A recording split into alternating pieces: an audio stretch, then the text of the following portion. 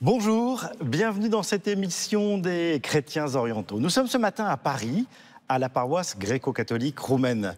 Et en cette fête de la Dormition ou de l'Assomption, suivant les églises, nous allons rencontrer peut-être le Français qui connaît le mieux l'Orient chrétien. C'est Monseigneur Pascal Gollnisch. Avec lui, nous allons parler de ces 15 années qu'il a passées au service des chrétiens d'Orient. Mais avant de le retrouver, nous allons écouter la paroisse gréco-catholique roumaine qui va nous faire entrer dans le mystère en écoutant le tropère de cette fête de la Dormition.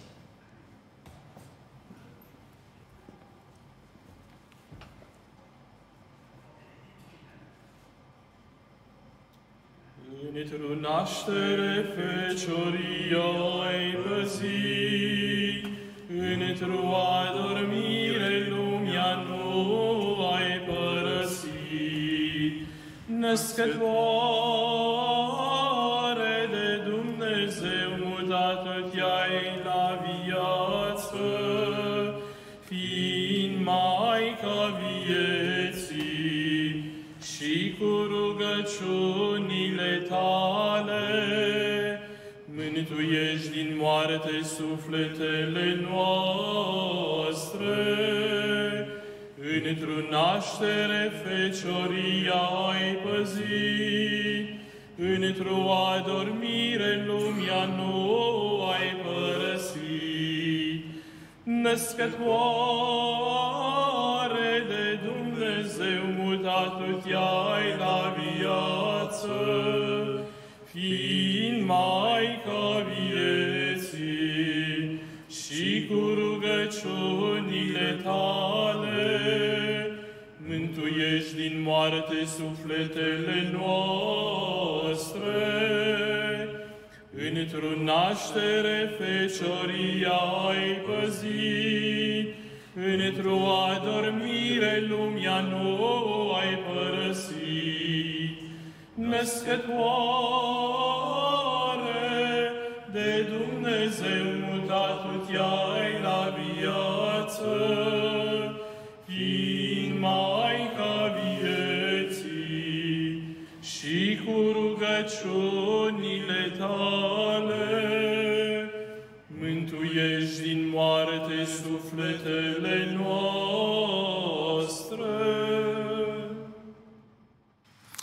Merci Père Mirail, le curé de la paroisse, le Père Aline et puis Flavlou, qui est un des piliers de la paroisse, de nous avoir introduits à ce mystère. Bonjour Monseigneur. Bonjour Thomas. Merci d'être avec nous en cette fête de l'Assomption, de la Dormition, puisque le nom est partagé suivant les églises orientales et puis l'église latine. Hein.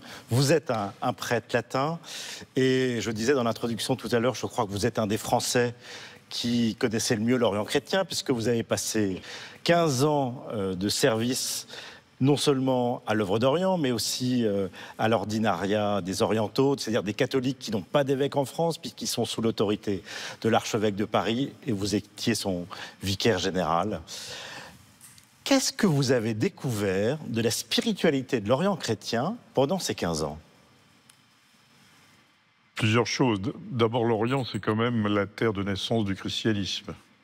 Puisque nous parlons de Marie, elle était évidemment dans ce qu'est aujourd'hui Israël et la Palestine, mais elle est en Égypte. Et Dieu sait si c'est important pour les Coptes de savoir que la Sainte Famille est allée en Égypte. Mais Marie, elle est allée aussi au Liban, le pays de Tyr et de Sidon, etc. Donc Marie est une femme de l'Orient. Et le christianisme est né en Orient. Et donc, ça nous rappelle que voilà, le christianisme, c'est pas d'abord la religion des Occidentaux ou des Européens. Est-ce qu'on peut rappeler d'ailleurs que finalement, nous avons été évangélisés par des Orientaux en Occident ? Bien sûr. Ce qui est normal, c'est qu'il y ait des chrétiens d'Orient. Ce qui est étrange, c'est qu'il y ait des chrétiens d'Occident. Et s'il y a des chrétiens d'Occident, c'est parce que les chrétiens d'Orient sont venus nous apporter l'Évangile. C'est aussi simple que cela. Voilà. Alors, d'abord, donc, ça nous décentre, si je puis dire. Ça nous désoriente, peut-être. Voilà. Ensuite, ce que j'ai perçu peut-être, c'est l'importance de la fragilité. C'est vrai que les communautés chrétiennes au Proche-Orient sont fragiles, sont devenues fragiles de par leur nombre. Elles ne sont pas fragiles dans leur foi, mais elles sont fragiles dans leur nombre. Alors justement, vous, en tant que prêtre latin, qu'est-ce que vous avez découvert de cette foi des chrétiens d'Orient et qu'est-ce qu'elle vous a apporté pendant ces 15 ans? C'est dans la fragilité que la puissance de Dieu se laisse percevoir. Et les chrétiens sont dépositaires au cœur même de leur fragilité, de leur vulnérabilité, de cette puissance du Christ. L'Orient nous montre aussi l'importance de ce qui est à découvrir peut-être de manière plus cachée, de manière plus subtile, de ce qu'il faut peut-être quêter au-delà des apparences. Voilà. La foi, c'est aussi voir des choses qui ne sont pas aussi visibles que le reste. C'est pour ça d'ailleurs qu'il y a peut-être cette iconostase, bien sûr, qui n'est pas un mur mais une porte. Bien sûr, l'iconostase n'est pas un écran, mais quelque chose qui cache et qui dévoile. Donc il faut rentrer dans ce mystère et pas croire qu'on va tout voir et tout comprendre tout de suite. Ça, je crois que c'est important. Ensuite, les chrétiens d'Orient manifestent leur force dans la foi au milieu de sociétés qui ne sont pas chrétiennes, un peu comme chez nous, mais parfois des sociétés qui sont hostiles. Il y a eu des actes d'hostilité. Donc c'est aussi à travers cela que les chrétiens disent quelque chose de l'Évangile.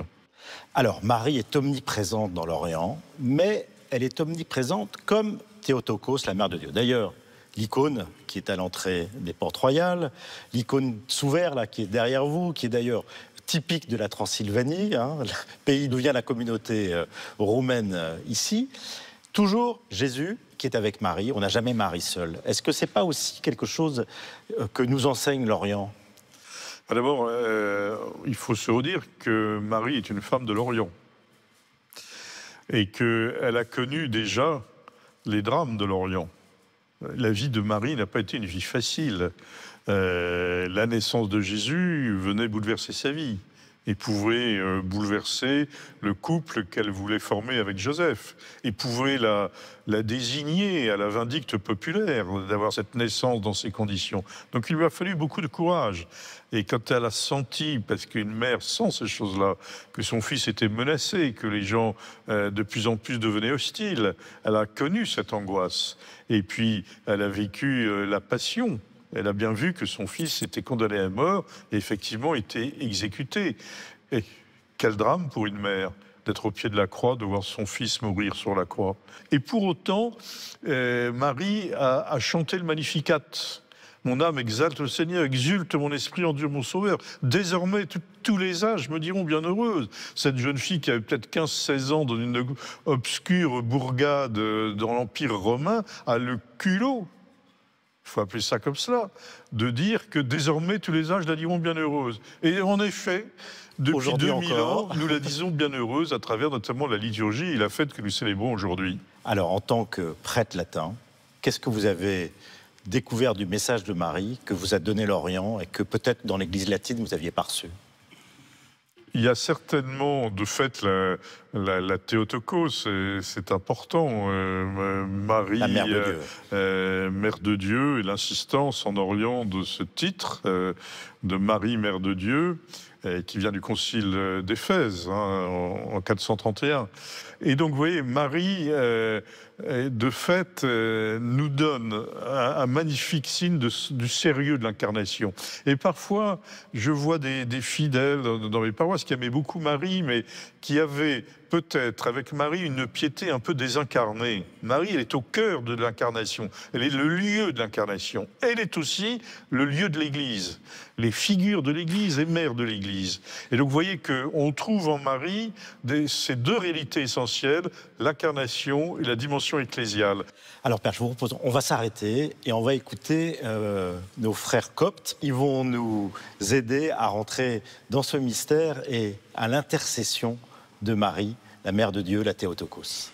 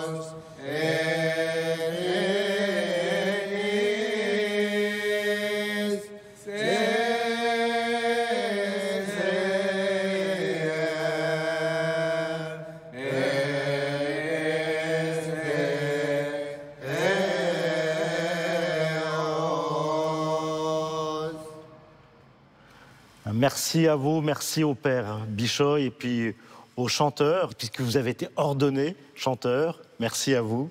Monseigneur, on a eu l'intercession des saints, l'intercession de la Vierge. Dieu sait s'il y a des grands saints en Orient. Il y a les pères de l'Église, mais il y a aussi tous ces saints, ces martyrs au cours des siècles. L'Orient est un Orient souvent martyrisé. Qu'est-ce qui est donné à travers ce martyr ?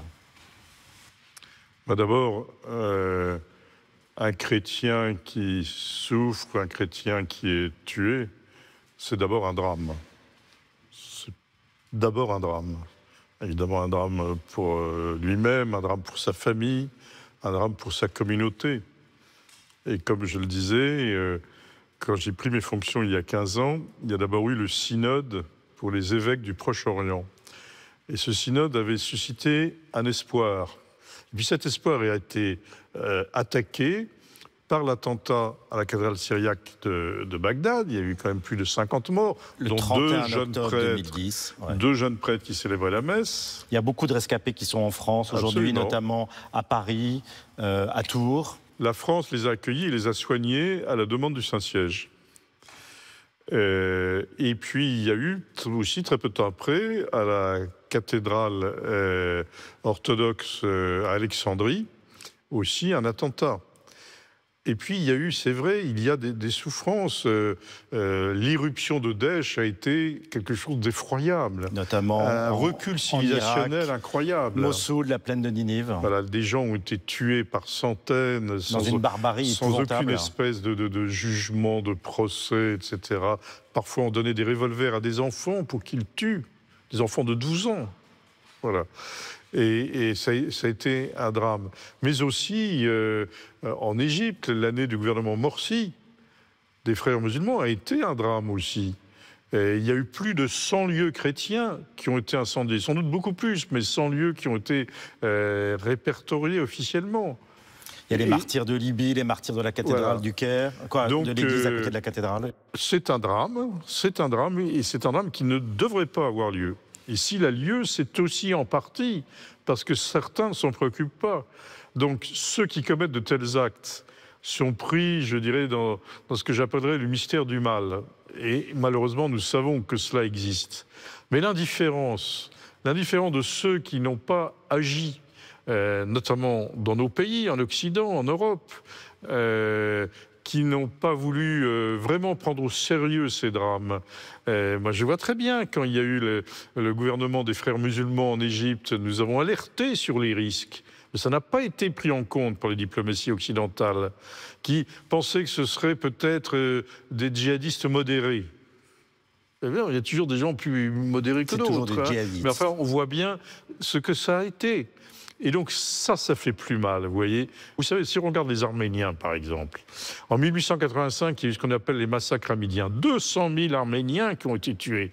Il n'y a pas eu de réaction internationale. Et puisqu'il n'y a pas eu de réaction internationale, et bien du coup, le génocide de 1915, avec plus d'1,5 million de tués, a eu lieu. Et on continue aujourd'hui jusqu'à les silences, les gens qui ne veulent pas voir, les gens qui ne veulent pas nommer, créent les conditions du massacre d'après. Et malheureusement, l'histoire ne s'est pas arrêtée. Mais en même temps, nous avons vu des communautés qui étaient extrêmement fortes dans la foi. Quand Daesh est arrivé, par exemple, en Syrie et en Irak, les chrétiens ont été chassés dans des conditions extrêmement brutales, par exemple de la ville de Mossoul, mais ils auraient pu rester en se convertissant à l'islam. Ils sont restés fermes dans leur foi. Il y a une icône là devant l'iconostase avec les 7 évêques martyrs roumains qui sont des martyrs, entre guillemets, du soviétisme, qui ont choisi de rester fidèles à leur foi. Alors, ils sont sur les iconostases. Mais justement, ces exemples de témoignages, de vouloir rester chrétien, qu'est-ce que vous retenez de ça ? Il y a manière et manière de vouloir rester chrétien, de rester sur sa terre. On peut le être dans une violence contre la violence. Mais ça n'a pas été l'attitude des chrétiens. Souvent, j'ai vu des chrétiens en Orient qui me disaient « Aidez-moi à pardonner ». Sans ça, je suis au niveau de ceux qui m'ont agressé. Je ne veux pas, moi, céder à la violence. Ce que le Christ nous enseigne, si on te frappe sur une joue, tends l'autre. Mais enfin, il faut reconnaître que c'est pas facile. J'ai beaucoup de mal, moi, avec cela. Ils ont voulu rester dans leur pays parce qu'ils se considèrent comme citoyens de ce pays et qu'en tant que chrétiens, ils ont un rôle à jouer, qui est un rôle de témoignage, mais aussi un rôle de service. Et encore une fois, la seule force des chrétiens d'Orient aujourd'hui, ce n'est pas la force politique, ce n'est pas la force financière, ce n'est pas la force militaire, c'est l'Évangile. C'est l'Évangile qui se met en œuvre. Et en ce sens, il nous rappelle à nous que notre force aussi n'est pas dans notre nombre, dans le nombre de baptisés, même si on se réjouit qu'il y en ait avantage, dans le nombre d'entrées au séminaire, mais c'est notre foi et la manière dont nous mettons l'Évangile au service. Ça veut dire qu'il ne faut pas désespérer de l'homme, même quand il est le pire ? Le chrétien ne peut jamais désespérer de l'homme, parce que le christianisme, c'est vraiment une religion de Dieu qui s'est fait homme, et de Dieu qui est allé à la rencontre de l'homme, voilà, et qui a lavé les pieds. Moi, c'est la seule religion où je vois un Dieu qui lave les pieds des hommes. Voilà. Et donc, le christianisme, c'est vraiment la religion qui conserve la foi et l'espérance en l'homme sur la demande de Dieu. Père, je vous propose qu'on va s'arrêter. On va écouter à nouveau nos frères gréco-catholiques roumains qui vont donc nous montrer comment Marie est plus belle que le soleil. Maică pururea Fecioară Marie, gândul meu spre tine zboară, Marie, mai mărită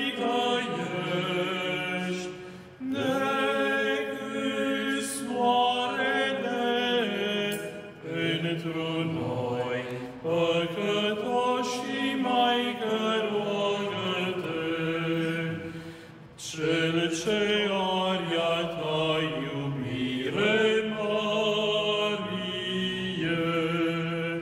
sigur e de mântuire, Marie,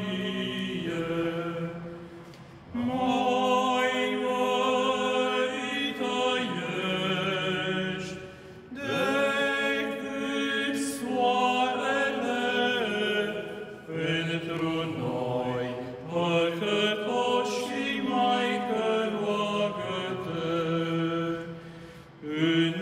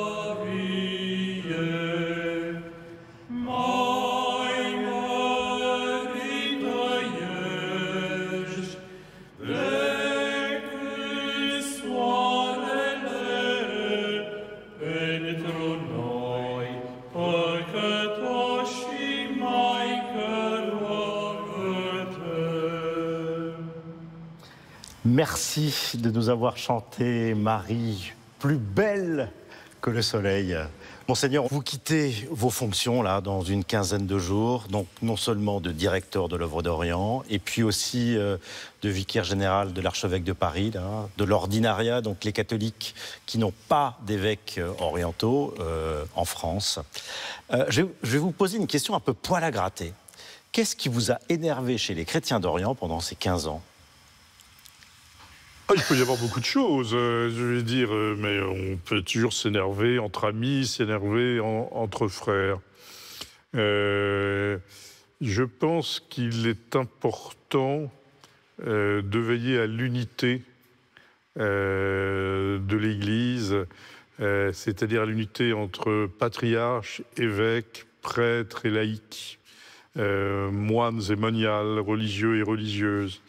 Je pense qu'on peut peut-être plus gouverner une église comme c'était peut-être la pratique autrefois. Et donc je pense que les laïcs doivent prendre plus de place dans leur communauté.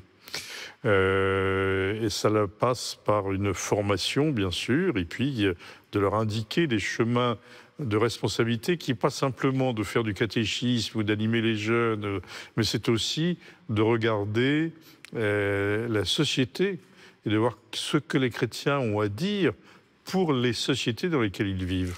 Alors, vous savez que parmi nos téléspectateurs, il y a aussi beaucoup de latins ou de non-chrétiens qui nous regardent.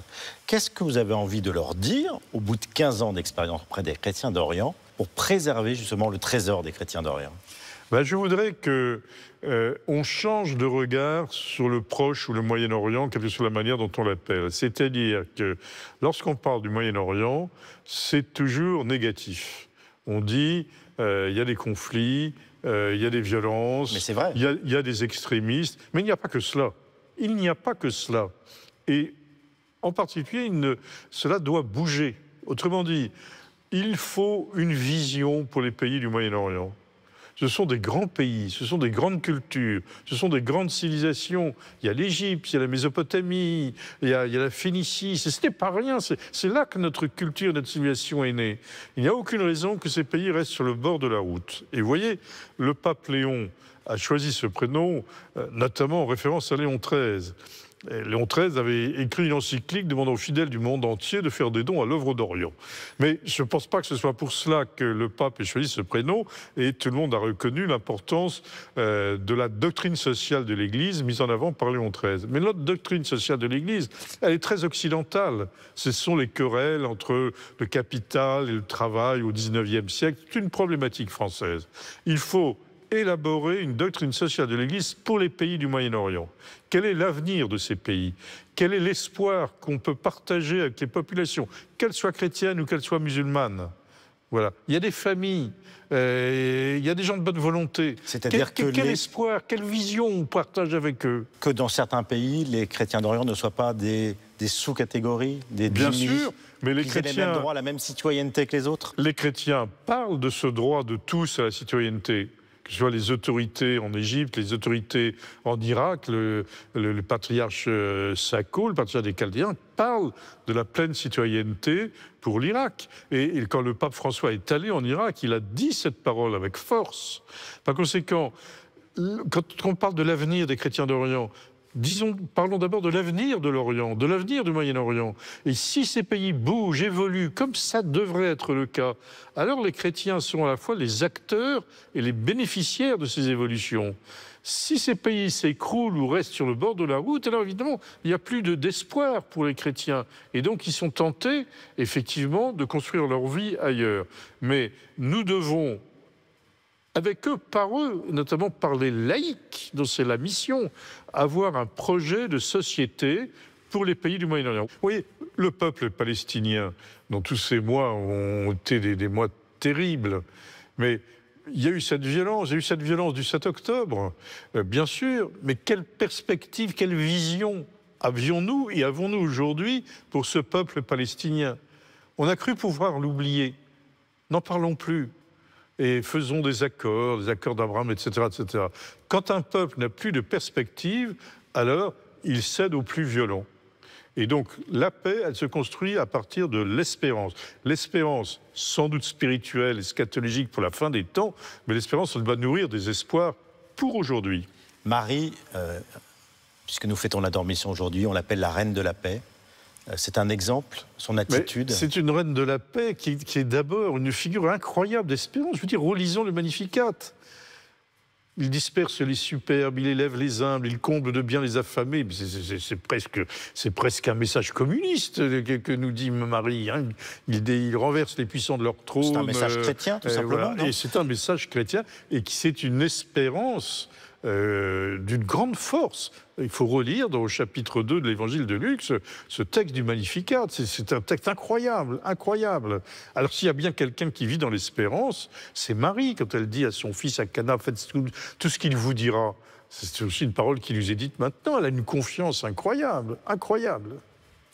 Merci, Monseigneur. Alors, je ne vous demande pas qu'est-ce que vous allez faire dans les prochains jours. Je crois que vous voulez vous reposer d'abord, et puis après, c'est la Providence qui en décidera. L'évêque, c'est l'évêque qui décide ces choses-là. Bon, alors, c'est un peu avec la Providence, non, quand même? Ah, peut-être, oui. Bon, en tout cas, merci. Et merci, je pense, au nom des chrétiens d'Orient, d'avoir donné votre temps, votre corps, votre âme pour cette cause dont vous avez été souvent un porte-parole important.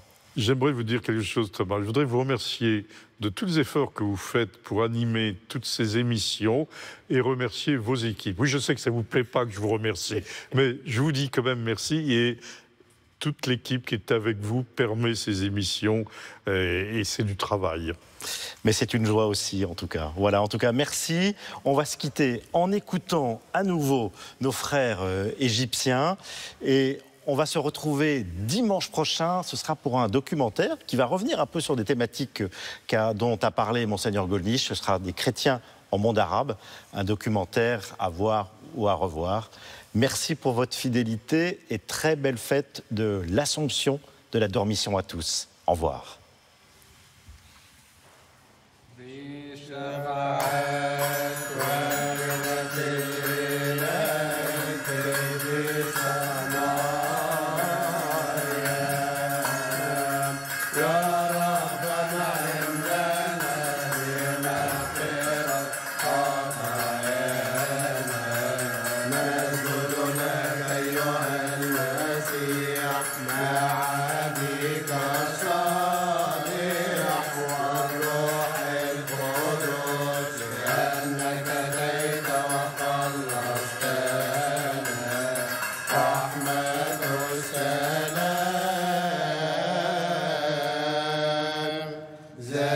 ذبيحة